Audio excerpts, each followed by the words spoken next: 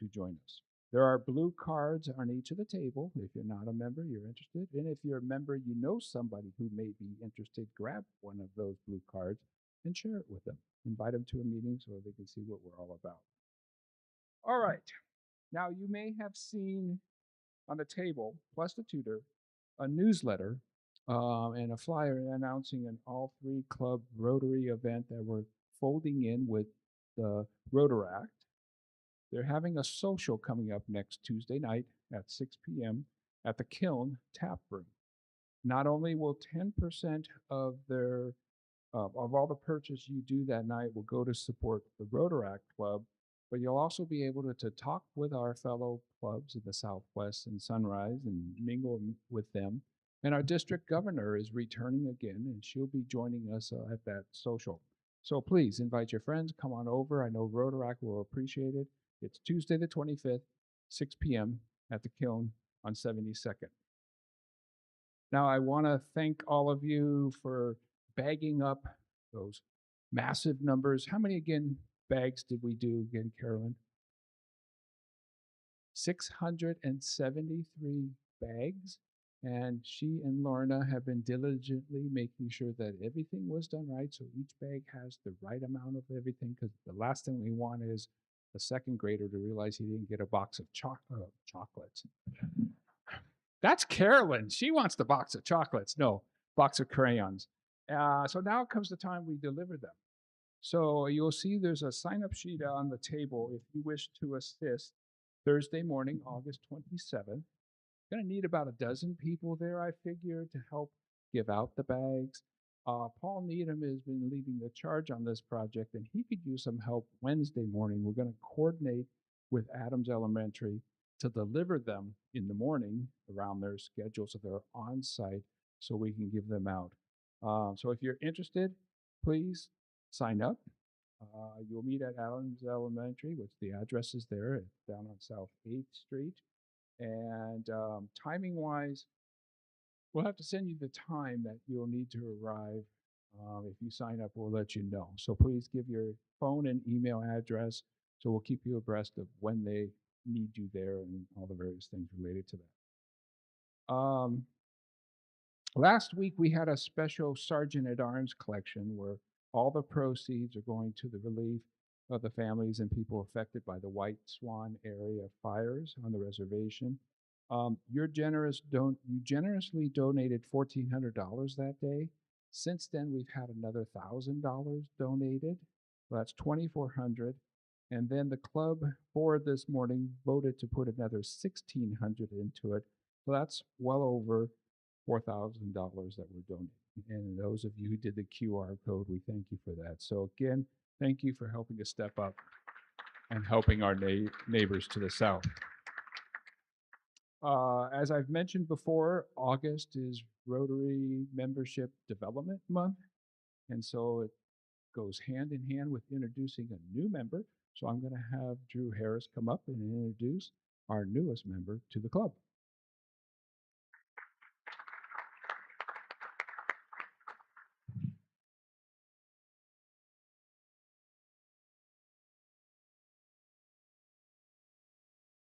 Good afternoon, fellow Rotarians and guests. It's my pleasure to introduce Brandon Jarrett. Brandon and I originally met as him and his wife, Emma, were clients of mine when moving to Yakima, and then we became good friends. They're some of the nicest people I know, so becoming friends was as easy as it gets. And I do have to thank Brandon for revising this. He originally gave me a bio and was really just about his time here in Yakima. And I was like, we need some more background substance because you're a lot more interesting than this. Originally from East Orange, New Jersey, Brandon's family moved to North Carolina, where his father transitioned from public defender and judge to professor at NC State and East Carolina University. His mother earned her bachelor's degree in elementary education from UNC Chapel Hill and later completed a master's in education at ECU. Brandon graduated from ECU with a BA in English and a minor in classical studies. He planned to follow the strong legal tradition in his family. His aunt worked as a civil rights attorney for the U.S. Attorney General. Another aunt served as Secretary of State of North Carolina, and an uncle was a JAG officer in the Marines. After taking the LSAT and gaining admission to his preferred law school, he instead chose to begin an apprenticeship with a dry cleaner. While still in Greenville, North Carolina, he met his wife Emma on the dating app Coffee Meets Bagel. I had never heard of it. Sounds like a good app. Yeah, after a year of dating, he proposed while they were. After a year of dating, he proposed while they watched her favorite movie, Elf, and recreated the Eggs Benedict from their first date. Once she finished medical school, she began her residency in Norfolk, Virginia.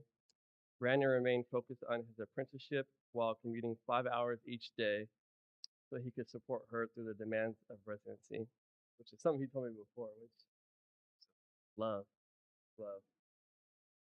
After she completed her training, they took a leap of faith and moved to Central Washington so Emma could join the Farm Workers Clinic in Toppenish. Global health has long been a passion of hers.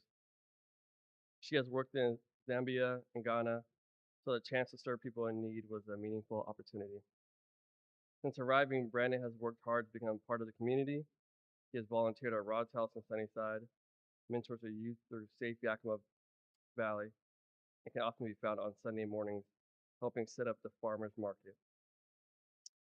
Within a year moving here, he launched his own business, Eastern Select Wash, a laundry delivery service that helps families, restaurants, event spaces, and others free up their time for what matters most. And most importantly, he is a proud owner of a cat named Frank, who my daughter Saya absolutely loves.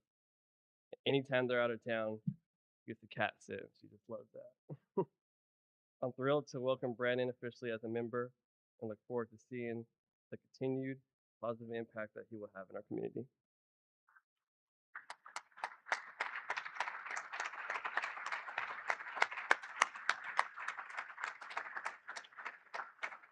Well, Brandon, I've got a number of goodies for you, so hold on. And as sponsoring a member, Drew, you get a sponsor pin.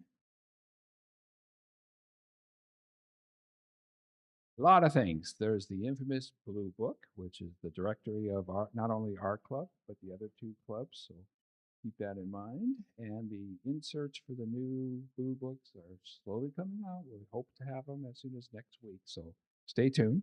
The infamous, beautiful Rotary plaque, your license plate frame to put on your car and make sure you're driving safe so you don't get pulled over by the sheriff. And I think that basically is it. Brandon, since your wife loves Elf, you might want to keep track of what's happening at the Capitol Theater because Elf is coming to town. Welcome. And Elf is actually coming to our club. Stay tuned on that in the future. Okay, so it's now time for Bob Romero is doing Sergeant at Arms. No? Did I miss something? Oh my goodness. Jadine. How could I forget? Jadine Corcoran, who's one of our co-chairs with Drew Harris for our social committee. I'm sorry. Easily forgettable. Hello, everyone. Welcome, guests, fellow Rotarians.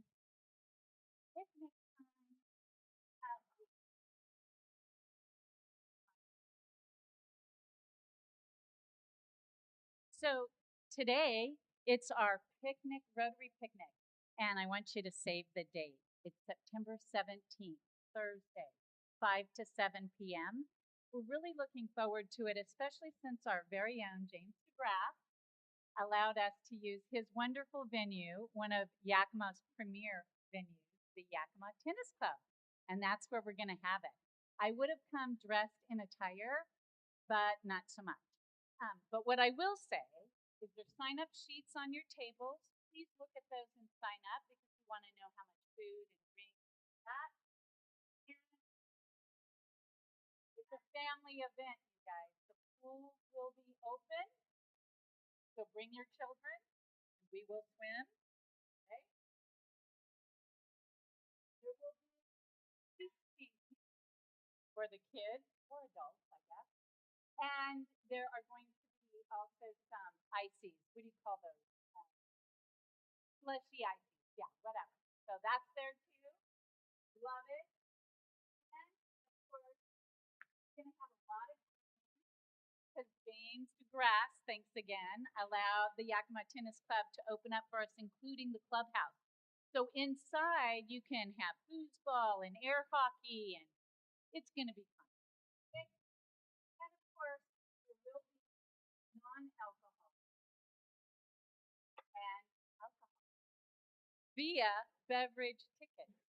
So please mark your calendars and come join us for our Rotary picnic. Food trucks will be there, and of course, all the fellow Rotarians, which this is what it's all about, right? It's our time to socialize and so forth. I have one question before I go, and I hope to see you all there.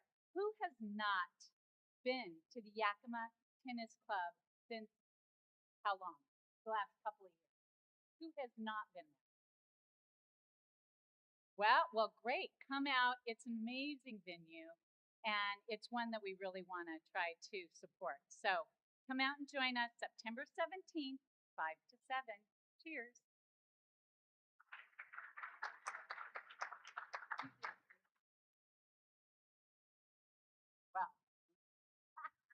Okay, and there will not be a meeting that day. So if you show up here, you'll remember, oh, it's the picnic. So head to the picnic. There won't be tennis. Regular club members will be playing tennis. So that option's not going to be part of us, but we have lots of other activities going on. Right, Jim? Okay, now let's get me back on track here. Bob Romero, as many of you know, will be retiring down to the sunny climes of Arizona. And I believe this is probably his last Sergeant at Arms before he heads out of town. Everybody, Bob Romero.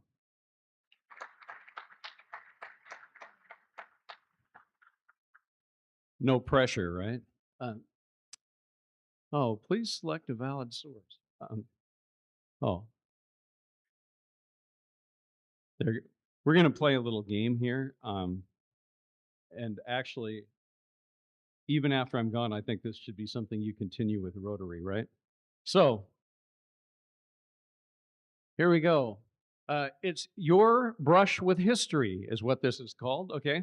And that is when history intersects with everyday life. And today we're focusing on historical events that occurred on August 20th throughout time. And so we'll start with this one, that in 1612, 9 of the 10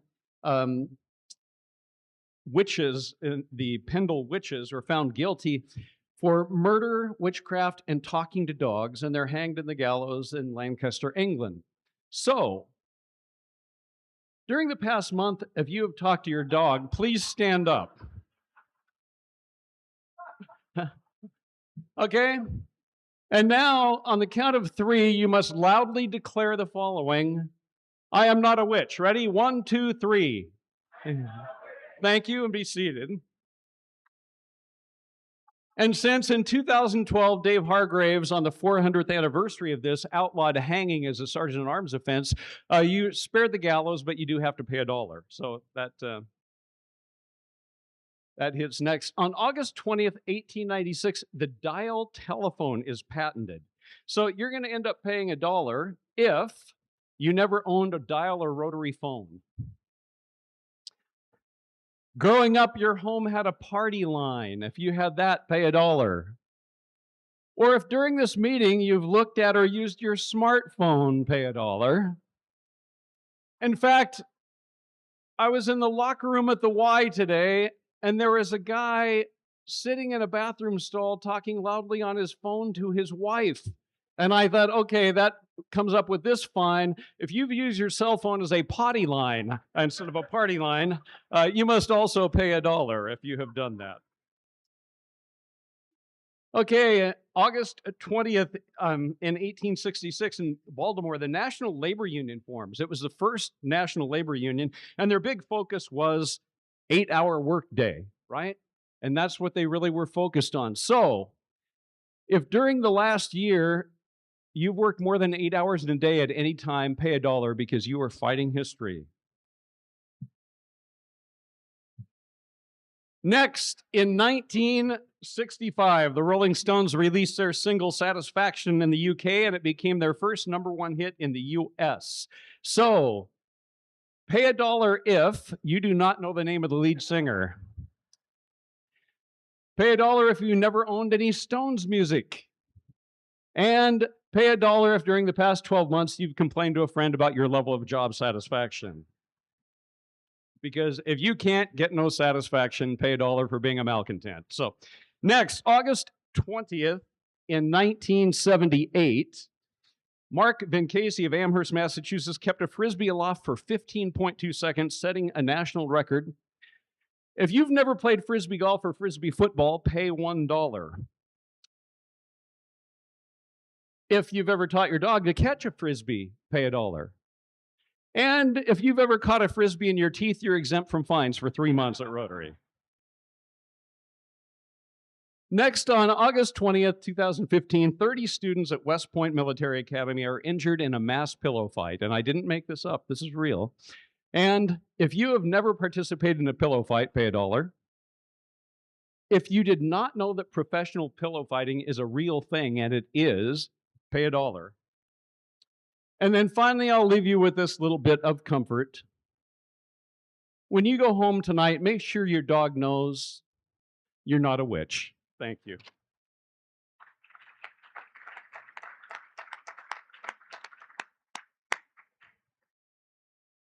Okay.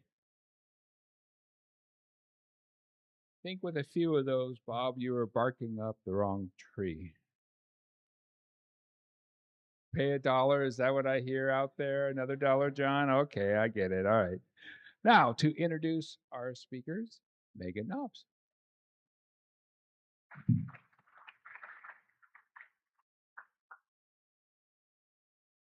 Hi, everybody. Oh, this is my first time doing this, so I'm kind of excited that I get to introduce a friend of mine.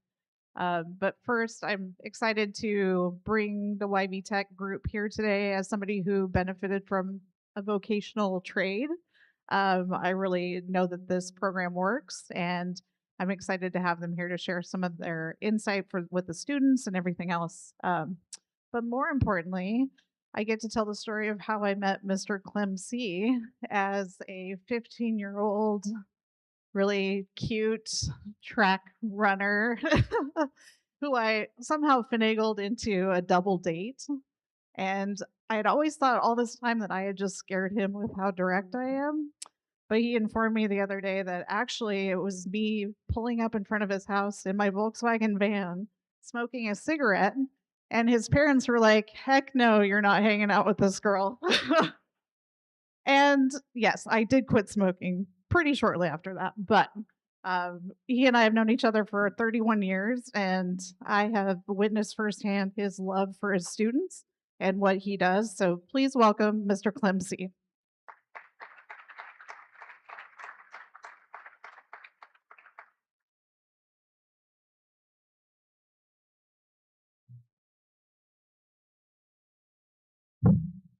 You would mind giving me the last here? Hey, folks. Thanks for having us today. And I knew she was going to tell an embarrassing story, so I had to think of the most embarrassing story for her. But I'm actually not going to do that because I think it's more important for me to recognize how cool of a friend Megan has been to me, and how I think how at every turn she's thought about how to utilize our skill set, my skill set, in opportunities that have come up for her, and it's been such a great benefit to my existence to have gotten to know her. So yeah, she's the best. I'm going to let my team go ahead and introduce themselves. I don't know if the microphones are working. You guys want to test them?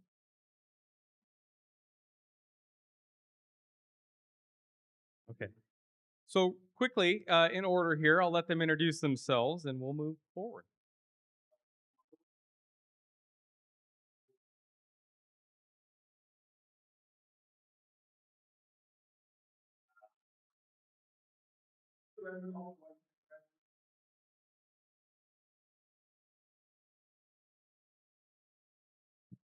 Good afternoon. My name is Shelley O'Neill. I am a new employee with YB Tech. I am the Community Partnership Engagement Specialist. I have been involved with Rotary for over 16 years in different aspects with West Valley High School, and then at ESD 105, I was privileged to really work with all 25 school districts in our region, and I'm thrilled to be at YB Tech right now. And I hope you'll notice that we are working with multi-career individuals here who've chosen to go back into education after careers, and I'm sure we'll get more into that. My name is Clem C, and I am a former food service worker, and then turned engineer, turned elementary educator. And what leads me to YB Tech is actually a former Rotarian from a different organization, but Craig Dwight convinced me to come in and take some engineering skills into a drone program, which we ran for a little while, and then it turned out that I had some other skills. Hence, you see that I've called myself the fixer up there, sort of like Robert Duvall in The Godfather, except instead of a hitman, I will get you coffee if you need coffee, or greet you at the door, or give you a tour, or bring a team of experts to a Rotary meeting. So I'm excited for you to be able to hear a little bit about us, and maybe we can address some conceptions of what a 2.5-hour day for students for a full year can do, and how exciting and inspired I am every day by being at work. And it was really great to hear Joe's story about running, because every single day I'm inspired by students that came in thinking one thing and left ready to face the world, and are incredible public speakers and ready to apply for Rotary scholarships and do all those kinds of things that I think are going to really benefit our community. So before I get too far into the weeds here, I want to give you just a brief explanation of where we are and what we do. Education with a purpose. We are nestled between the beautiful trees and botanical gardens of the Arboretum and the Mad Max wasteland of the fairground parking lot. So depending on which way the wind blows, your car's either covered in pollen or layers of dirt. Beautiful school. So anyway, now that you know where we are, I hope by the end that you're excited to maybe come in and take a tour, come visit with us, and see some of these things firsthand. My main purpose for being here today, and why Megan originally reached out to me, was she wanted us to share a little bit about what students experience in this type of setting. Who is successful, and why are programs like ours successful? And our programs, I know I'm talking about YB Tech here, but our programs exist in almost every district, everywhere from West Valley to Sela, up and down the valley. Everybody has a lot of CTE offerings. We do happen to have what I consider to be some strengths, but this type of education and your community involvement really makes a difference in these kids' lives. So I have some facts here. So there are in our building right now 19 industry programs, and we call them college and industry preparatory programs, because every program does offer college credit and does walk students through what type of college path would actually bring them to maybe enter into the workforce at a level that includes little additional training. And then also, of course, every program in a CTE building like ours has to, it is a requirement, has to prove that they can, that a student could enter an industry and make a livable wage with what they earn and learn with us. Okay, we have 21 career-centered experts in our building. Every one of them has come from the industry and are now enjoying long summers. So that's one benefit, even if maybe they took a pay cut to be with us. In fact, today was our first in-service, and we got to see some faces that I hadn't seen in a few months. And I'm always impressed by just how knowledgeable and excited these folks are to come back and work with students. We're one of 18 skill centers in the state of Washington. We serve 16 different districts up and down the valley, which means everything all the way up from the Kittitas down to the Mabton school districts, Many send buses, and some have individual students that drive and make that commitment to be with us. We are operate under our own funding, but we are hosted by the Yakima School District. So I really appreciate that we get to benefit from their professional development, and they help us keep the lights on. So that's why we get to be here in beautiful Yakima. We are also supported by a team of superintendents up and down the valley that help us uh, make changes and update our skill set. In 1977, when we were founded, we were down by the by YVC. So that is a misconception people have when they think back to that. And also, we're not Perry. So Perry's for adults. I should have said that in the beginning. We work with 11th and 12th graders during the school year, and 9th, 10th, 11th, 12th graders over the summer. One thing I wanted to share here is that every program is required to lead toward industry certification, and here is a small list of the many things that students in our buildings are earning every year. These are meant to be able to give students a resume building opportunity and a chance to be able to sell themselves. They practice things like giving elevator pitches, talking about how their certification and experience at the school has helped them be more prepared to work for you. Many of the programs also offer internship and apprenticeship opportunities, and that I'm jumping the gun a little bit here, but Shelley and I are combining a little bit here to really try to supersize this. So we've been building up to try to increase the number of paid internships and apprenticeship opportunities for students, and have some really exciting things to share. If any questions later, if you're curious about that, we can share that with you. In fact, in that picture there, that's a bunch of our former electrician students, and of them, I am sure many of them are off in the union and for different union opportunities and in local contractors. One of the things that really I think helps us stand out is that we take the time to listen to our students. We talk to them every day. My job, I know I called myself the fixer, but I'm really the career and college specialist. And my job is to kind of engage with those students at every level in every classroom and say what's working for you and what's not working for you. What can we do better? And so there's a number of opportunities where students get to be part of the school district student voice initiatives. We students run their own conferences. They bring parents in and show them the projects that they're working on, introduce their families to their instructors, and really it's a student-led opportunity for them to share.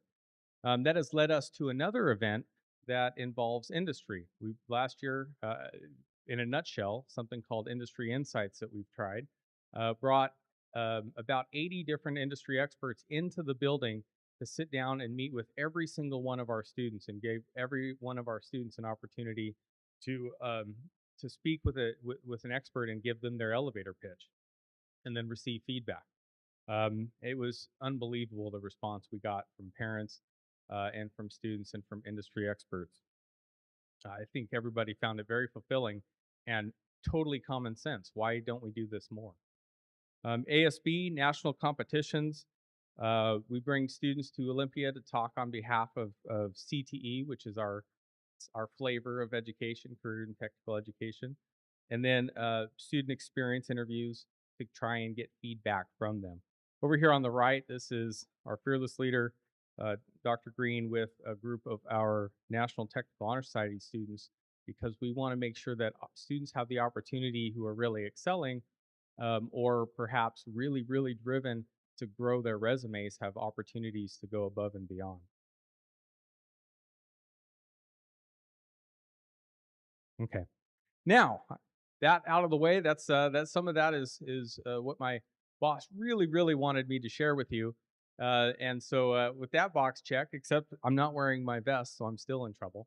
But with that box checked, I wanted to move on to giving you a chance to listen from hear from our experts panel here today, and maybe get to know us a little bit better. So in a nutshell, and as a teacher, I like to show you what I'm going to show you, then tell you what I'm going to tell you.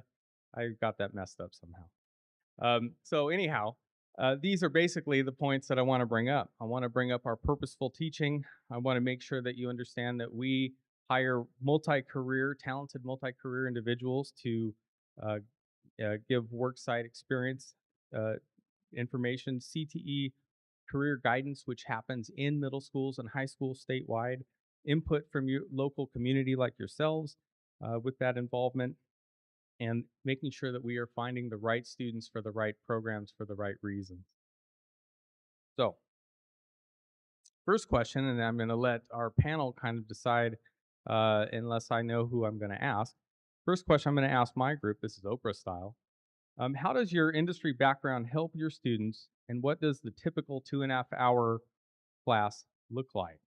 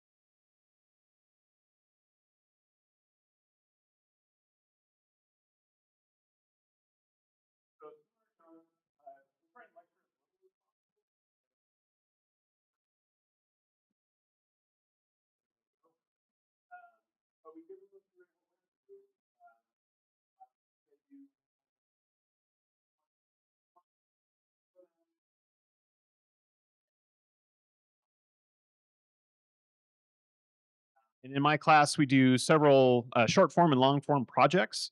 It can range anywhere from commercial production to where they have to learn the pre-production skills, the production skills, and the post-production skills, and then how do they take that and turn it into a deliverable. We go into multi-camera broadcasting. We've really shifted, and this might come up in a question later on, but in all of our classes, we also have to change with the times. So, like, I think in my class specifically, there was a joke earlier about your phone in your pocket. If you had checked it during the meeting, you had to pay $1, right? So that is these kids' production these days, right? If you think of somebody in realty or anything else, they're doing social media based off their phone. So last year, our class purchased phones, which seems kind of counterproductive to what we normally do, right? But they have to know how to do professional content with these small devices. So Perfect. And looking at the time, I do want to jump ahead to a couple questions from here. Um,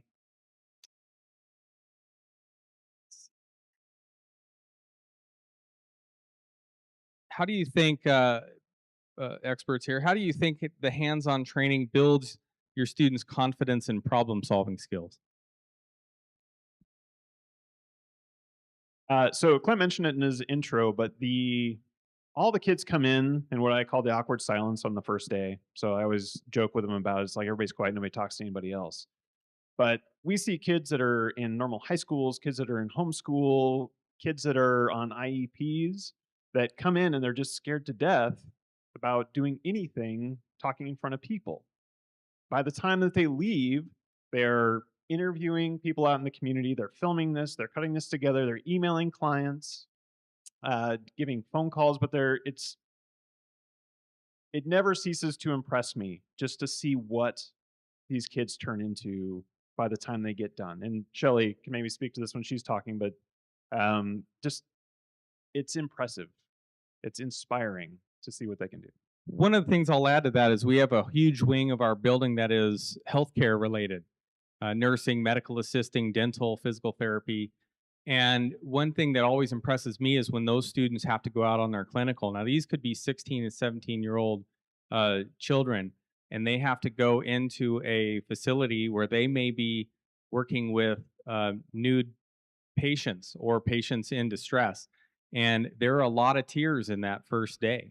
And there are a lot of tears in the first week, maybe 2 weeks. But by the end, to watch these kids become expert professionals in dealing with people in distress is one of those examples of where it's like, why do we hold people back sometimes when they're ready to grow and really become the people that they can be? Jumping forward, I want to give Shelly a chance to talk because I know we only got a couple minutes left. What impact does it have on students when local business leaders take an interest in their work? Well, first of all, I just want to commend you and thank you for all of your expertise as you have served your communities, as you work in your businesses. And we are always looking for those industry professionals who might need a workforce. So, what I love to really talk about YB Tech about is that our programs can vet 3 ways. Our students will be ready once they graduate to go right into the workforce. Some of our students will go into an adult apprenticeship or additional certification programs. And a lot of them go into a degree program at some of our colleges and universities. We always have, I've been involved peripherally with YV Tech for a number of years. And I know that industries are looking for students who are committed, who have that competitive edge, and they're ready for workforce or to gain that extra degree. We know that across the state, 70% of our students are going to need advanced training or degree program in their post-secondary. Some of those students will start off in industries and they will work right with your industry and then go on into further degrees. But we want to be ready for what you need. And so I'll just say it real quick, but you have my card on your table and you have a list of programs at YB Tech. Please view those, look at those, contact me if you need any additional information.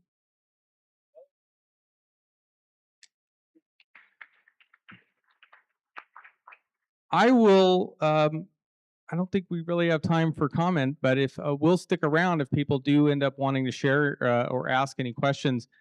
I would just like to end with the idea that students of all capabilities and all success levels have found success in these CTE classrooms. When they're passionate about the work that we're doing, when they are passionate about the content and the tools in our room, when industry experts come in and help us update our pedagogy, our tools, and show some interest in what they're doing, these young people become amazing benefits to our community. So I appreciate you. Please come visit us at YB Tech. We have cards, we have us, and we'd love to show you around.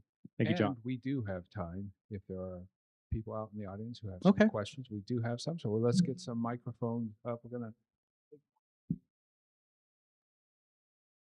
I'll take the key one.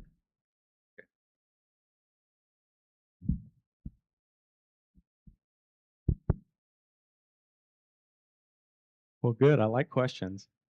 Okay, I'd like to know what kind of programs you have for students interested in agricultural field. So one of the things that I'll speak to is something called transferable skills. So part of our building is limited by the fact of we can't always get a professional that has that exact thing that we might be looking for. So in the agricultural field, right now, as our host district has agriculture programs, CTE programs in Eisenhower, for example, um, we don't have a direct agriculture program. But what we do have, and what we like to show people when they come in from those fields, is folks that can perform maintenance on your equipment. They happen to be in automotive, but it's not a stretch to know that they could learn on the job. They're going to be equipped to be able to speak. Do you have a insight into that? Well, we have students that come into automotive technology program and they move on to Perry, the ag diesel program, because they want to learn more about the mechanical side of things and actually learn how to use their hands on fixing things, troubleshooting, stuff like that. That's we get a lot of students roll into the Perry program for that. So that helps the Perry program because they have that knowledge coming in from the high school level. So you're not learning from basically the ground floor. You come up here, third, fourth floor. You have an idea what the instructors at Perry are talking about, uh, which basically just enhances your skill set. You learn things easier, basically. So, And let me just say one thing about that, though. I'm sorry to interrupt. We look for input from the community. If that's an important thing that the community wants, if there is an actual entry level livable wage that a student coming out of high school could earn in that field, the superintendents of our local area are helping guide us to understand which programs are going to be priority for our growth in the future, as we are limited in space. So I guess once they fire me, they'll have room for an ag program or somebody else. Anyways, that's the basic industry in the valley, agriculture. And everybody that has a crop or a garden has the insect crop. And so entomology would be an issue. Soil science is an issue. Plant science, lots of issues that and job requirements for those types of students. What was really beautiful is GS Long used to come in and use our space to do State of the Union meetings, and they would talk about entomology and hormone therapy and those types of things. And I'm probably using the wrong terms. And us as the drone program would go in and listen to those things because we could do beneficial insect drops and those types of things. So every year is different, and those opportunities do seem to come up. Hi there, Peter Finch, Superintendent West Valley, and really appreciate the Skills Center and the YB Tech to offer programs that there's no way each individual high school throughout the valley could offer, like dental assisting. There's just no way with the equipment that would be needed and the student, interest in that. To be able to pool our resources and have YB Tech offer that is just a great opportunity. Maybe Shelley, you could share a little bit about the coordination across the whole region with our Regional General Advisory Council and actually answering some of the question that he had just asked about agri-science, because a lot of the school districts are able to offer agri-science, but there's no way we could offer dental hygiene. So maybe share just a little bit more about just that coordination that's happening across the whole region and how YB Tech is a part of that overall ecosystem for workforce development. Thank you, Dr. Finch. I appreciate that. Yes, in 2015, our region actually began looking at a model. Each CTE class has to have an advisory board. And what happens in those advisory boards is they ask industry professionals to come and meet with them on usually a quarterly basis. But what that would mean is that you would be asked from several different schools to attend a meeting. And we realized that that really stressed. No one has capacity for all of that. So we developed the General Advisory Committee for our region. And specifically in the fall, we all meet together. Usually it's at YV Tech. We'll have about 200 to 250 CTE teachers and advisors and industry professionals coming together to just talk about what is relevant and current and needed in our programs. Then they're able to go back to their individual programs and really work with their specific industry partners, because if you don't hear anything, we really would love for you to know that industry is vital. in our programs. We're looking to you for new technology and what type of workforce needs you have. And so we love that general advisory council. It also helps our new teachers be able to work on some of the fundamentals of their CTE class in framework and program development. And we do that as a region.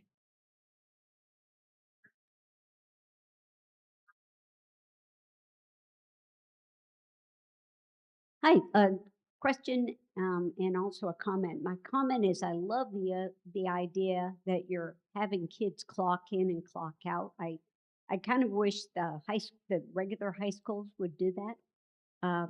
But my question is, I deal with a lot of teenagers in my life and in my home.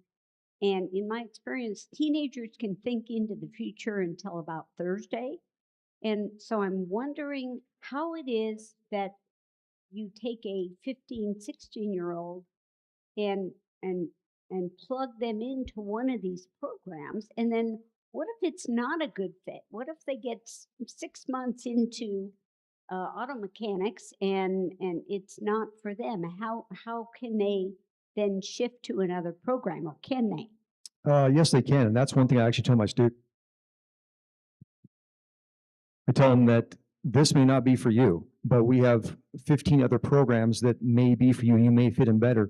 And the best part about it is it doesn't cost you a dime. It costs you time, not a dime. Once you graduate from high school, your free education is done. Now you are paying the bill. So if you graduate from high school and not take one of our programs and you go off to college or a tech school or something, you're paying $50,000 to $100,000 to find out that something you don't want to do, you're on the hook for that. Or if you come to YB Tech and take it for free, you'll find out real quick whether it's something you want to do or not. And every semester, students have the opportunity to enroll into a different program, or even at the beginning of the year, if it's something they know that just doesn't fit for them, if there's opening in a program, they can roll into that program and try that one out as well. Does that answer the question? Ryan, I'm going right to you. Oh, Can you explain to me how your course is bringing in AI tools for your students, and what does that look like? So it's definitely a hot button issue right now, and there's different types of AI tools. So there's some that are built into the software that we use for editing, and that would be offline AI tools. We approach it in the tool aspect of it. The unique position we have in my program is AI does not create movies. AI does not, I mean, it can create commercials, but the human element isn't there. And if you kind of look at the way that the door is swinging now, it's, there's kind of a youthful revolt against AI and data centers and things like that. So, what we really try and tell them is like, how can you use it to be more productive, right? How can you use those to get started on a script idea, but then tweak it and add the human element into it? Because really that's what people are hungry for, and what they're shifting back to is what's the human element of the stories that we're telling, the things that we see on television. Um, People are starting to not enjoy the slop part of it. So we use it in several different tools, but none of it is, oh, this is going to do everything for you. Just sit back and watch it go. But it can be very useful. Does that answer your question? I would say that AI plays a pretty big role in how we're shifting across the entire building. Like he says, some students are switching to flip phones because they're really getting tired of some of this technology being shoved in their face, right? So we have to respect that, but also show them how these tools are going to be expected of them to have some knowledge around them if they're going to be working in XYZ industry.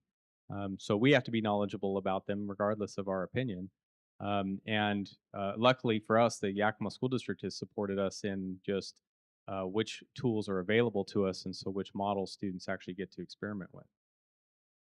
And just to go back to that, we had a couple industry speakers come in the program last year that got pushback from the students when they talked about AI tools, and they were kind of saying the same thing. Well, it's still a tool; it's not going away.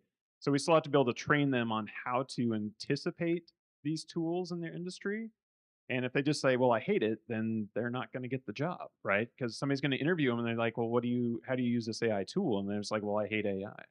Well, that's not going to help them out very much to get them employed. So we do teach them how to, use it in an employment sense.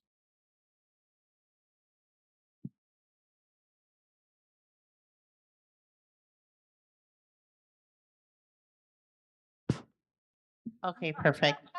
Um, so I have a question and two comments.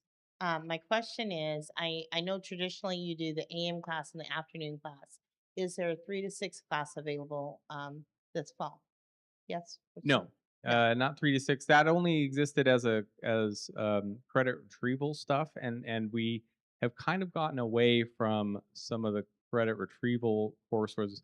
And then we also had YVC classes in our dental program at one point. So we won't be running after school programs. Okay, good. And so I know I don't look a day over 21, but I have had the great privilege of working with YB Tech and all the children I've served over the valley. And actually, I remember way back when, early 2000s, that I was registering kids at the Skills Center over on 16th in all of the programs.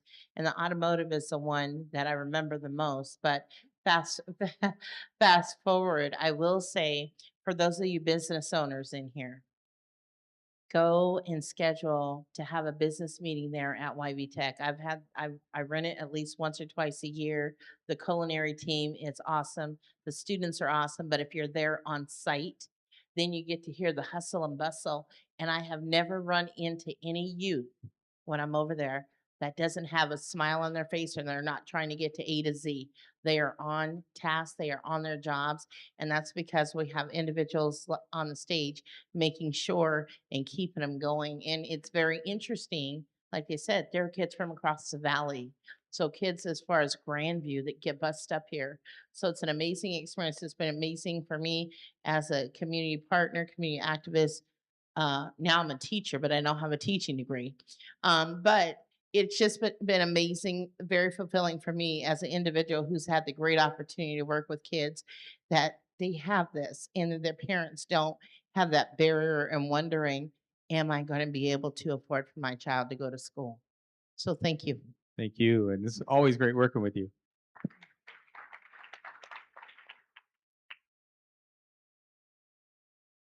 Yeah, John, I had a question based on a statement you had made about your program being a feeder into Perry Tech, which is great.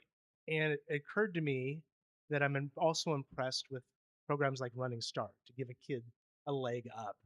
And I'm wondering, and big leg up is that there's reduction in financial burden in upper education. Is there a similar type of program in talks or being envisioned that would give high school kids a similar advantage at a trade school? Well, we have Tech Prep, which is the technical side of Running Start, basically. So we're affiliated with YVC, so we do give 70 credits. They do earn up to 70 credits to YVC. They also get that Perry scholarship. We also have a partnership with Universal Technical Institute in Arizona, one of the biggest tech schools in the country, and they give a percentage discount plus $10,000 off their tuition as well. Students have to maintain good attendance and they have to maintain a B average, and that comes also a recommendation from the instructor as well. So it's not just something that's just given to them. My program is a nationally certified program. We offer 8 national certifications. That's another thing that a typical high school cannot do. But yeah. As I go out and recruit a lot more with students and around the different schools, I often am with Running Start on the same stage. And I have no problem telling a student based on their goals that Running Start might be a better solution to their maximizing, reducing their college costs. The reality is most of our high schools, including all of our Valley high schools, are getting pretty close to almost being able to offer an AA in the high school. And so with our programs also offering college credit, students are leaving with quite a lot of credit, regardless of whether they chose Running Start or one of these schools. Perry has a little pushback as far as giving credit toward programs, and many times if a student took advantage of a program, they can earn the same certifications that Perry's offering. Maybe not refrigeration and those things, but students will choose to go to Perry if they're not ready to go to work with 30-year-olds, right? They need a little more maturing, and they will choose that. But I'm telling you, some of these students they act like they're 30, but they're 18. You know, they're amazing.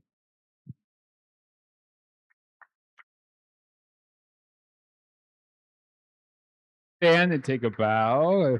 Clem and Brian, John, and Shelley, thank you for coming up and talking about what all the wonderful things happening at YV Tech. If you could stay around afterwards, if anyone has any more questions, please welcome to. Thank you. All right, next week's program, we're going to have a panel discussion that Jonathan Smith has pulled together that will include Paul, Sam, Brian, and Elizabeth. They'll be discussing the Global Ag Expo that's coming to the fairgrounds this fall. That'll be here at the convention center. So if you're interested in more about what's happening with that Ag Expo, come see that. We also have the Toppenish Rotary Club is doing their big fundraiser of the year, Tee It High, Let It Fly. That golf tourney is September 18th, and if you're interested, come see me after the meeting for more information about that. And finally, the joke of the week. I'll make it quick since we're running short. Since school is starting next week, and we've had education on our mind, a mother goes into her son's bedroom on the first day of school and says, "Wake up, it's time to go." The voice under the cover mumbles, "I'm not going. Give me 3 good reasons why I should." The mother sighs and says, "First, it's the law. Second, you're 45 years old. And third, you're the principal." With that, we're adjourned.